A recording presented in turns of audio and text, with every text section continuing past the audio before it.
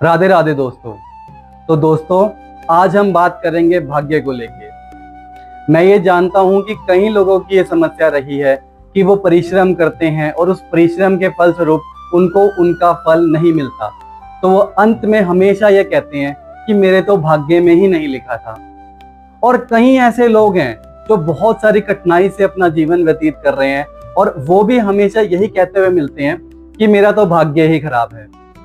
तो आज मैं आपको बताऊंगा कि अगर हम भगवान में आसक्ति रखें, प्रेम रखें, नाम जप करें, तो क्या हम अपना भाग्य परिवर्तित कर सकते हैं या नहीं।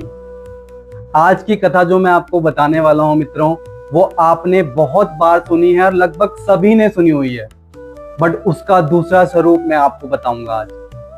वो कथा है कृष्ण जी और सुदामा जी की भी। तो कृष्ण जी और सुदामा जी बहुत ही प्रिय मित्र हैं, सबको पता है। ये भी सबको पता है कि जब सुदामा जी दरिद्रता से गुजर रहे थे तो उनकी पत्नी ने उन्हें अपने मित्र कृष्ण जी से भेंट के लिए बोला और भेंट में उन्हें तंदुल ले जाने के लिए बोला था। वो कृष्ण के सिर्फ दोस्त ही नहीं, उनके सर्वप्रिय दोस्त थे और सुदामा जी कृष्ण जी को भगवान मानते थे।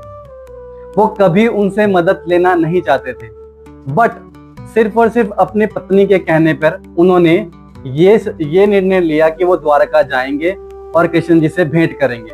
बट उन्होंने कभी भी अपनी पत्नी को ये नहीं कहा कि मैं उनसे कुछ मांगने जा रहा हूं। जब वो द्वारका गए और कृष्ण जी से भेंट करी और जब कृष्ण जी ने उनकी पत्नी के द्वारा दिए हुए तंदुल खाए तो उनको तीनों लोकों का स्वामी बना दिया।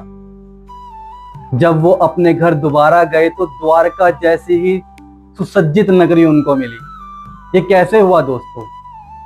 जब ये सुसज्जित नगरी उनको मिली, ये यक्ष मिला, तो ये ही खबर यमराज जी के पास भी गई। जब ये खबर यमराज जी के पास गई ना, तो यमराज जी ने चित्रगुप्त से बोला कि चित्रगुप्त जी, मुझे बही खाता की किताब दीजिए।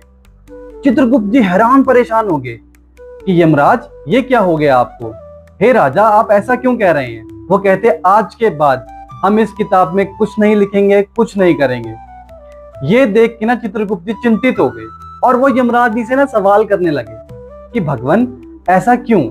वो कहते कि इस किताब का क्या मतलब है जब इसमें लिखी हुई बात सच ही नहीं है। तो वो इशारा, चित्रगुप्त जी ना उनका इशारा समझ गए कि यमराज जी कहाँ इशारा कर रहे हैं। वो कहते, भगवान, जब कृष्ण जी इस धरती पे भगवान स्वरूप में हैं, तो क्यों ना आप अपनी समस्या का समाधान उन्हीं से लेके आए। तो यमराज जी ने तय किया वो स्वयं द्वारका जाएंगे और उनसे इस समस्या का समाधान लेंगे। चिंतित, हताश, परेशान यमराज जी द्वारका पहुंचे। तो जब उन्होंने कृष्ण जी से भेंट करी ना, जाते ही वो किताब उनके चरणों में रख दी। तो कृष्ण जी ने कहा, हे यमपुरी के राजा, आप ये क्या कर रहे हैं?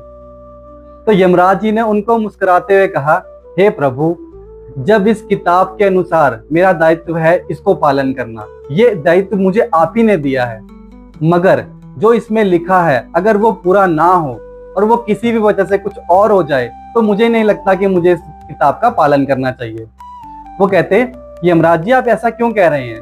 कह रहे, जो सुदामा जिसके भाग्य में उम्र भर दरिद्रता लिखी थी वो आज यक्ष का स्वामी है, तो आप बताइए कि मैं इस किताब का कैसे पालन करूं। तो कृष्ण जी बहुत मुस्कुराने लगे, उनके अधरों पे मुस्कान आ गई। वो कहते, यमराज जी, क्या आपने इस किताब को कभी खोल के देखा कि सुदामा जी के भाग्य में क्या लिखा है? वो कहते, बिल्कुल, उनके भाग्य में लिखा है श्रीशय। श्रीशय का मतलब कि उम्र भर उनको दरिद्रता से गुजरना होगा, उनको कभी कभी भी यक्ष का कोई भी सम्मान नहीं मिलेगा। कृष्ण जी फिर मुस्कुराए, बोले, हे प्रभु, क्या आप एक बार इस बही खाता को दोबारा खोलकर उनका एक बार लेखा जोखा पढ़ेंगे? तो यमराज जी ने सुदामा जी का लेखा जोखा पढ़ा। दोस्तों, जिस जगह सुदामा जी के श्रीशय लिखा था वहां पर अब यक्षश्री लिखा था, और यक्षश्री का मतलब होता है यक्ष का स्वामी। वो पढ़कर हैरान हो गए, कहते, नारायण, हे कृष्ण, ये क्या लीला है? वो कहते, ये जो किताब है आपने एक इंसान के कर्मों के अनुसार लिखी है। बट मेरा कोई भी भक्त मुझे अनन्य सेवा, अनन्य भक्ति, अनन्य नाम जप से अगर पुकारेगा तो उसके भाग्य को पलटना ही होगा। स्वयं मैं उसके भाग्य को पलट दूंगा। दोस्तों, इससे हमें यह पता लगता है कि जो लोग अपने भाग्य को हमेशा कोसते रहते हैं ना, कि मेरा तो भाग्य कभी ठीक ही नहीं होगा, मैं तो कुछ भी कर लूं, कितना ही परिश्रम कर लूं, मेरा भाग्य कभी नहीं सुधरने वाला। जो कठिनाइयां मेरे जीवन में आज हैं, ये तो मुझे भाग्य में ही लिख के आई हैं। तो दोस्तों, मेरा सिर्फ ये कहना है कि वो सुदामा जिसने पूरे चावल के दाने भी नहीं, कुछ 3 मुट्ठी तंदुल अपने भगवान को दिए, उस 3 मुट्ठी तंदुल से भगवान ने उसको तीनों लोकों का स्वामी बना दिया।